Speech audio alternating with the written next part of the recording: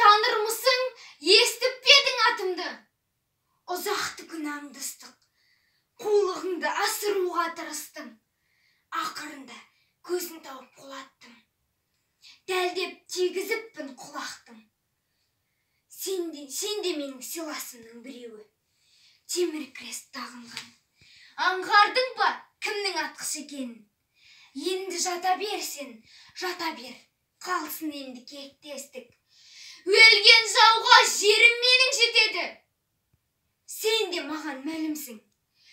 Келген жоқсың қыз қолынан өлуге.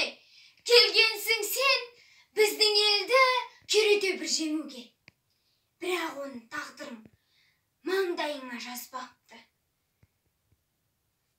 Неткен жым-жырт, тына қалған барлығы, зеңбіректің күйген даусы қарлығып, қалғандай бір айғайлауға жарамай, тек мына бір ақ қайыңның жапырағы күмбірлейді, күрсінеді, жылайды, әлде кімге өмір бақыт сұрайды. Мама, мама, мама, күнімсейген сенсің ғой, әрең жетті әлсіреген даусың. Мама, тек жыламашы ерсің ғой, бар емес пе бір еркектей намысың.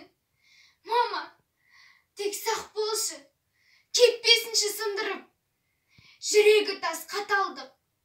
Сағындың ба, мен де сен сағындым, қандай ана сағынбайды баласын. Мама, жүрегімде жалғыз өзің ғанасың. Папам менің айыпталған жазықсыз, біз жаладан жау семьясы атандық. Мама, жүрегіңді сақташы, мен де саған оралғанша жан күтпін. Оралмасам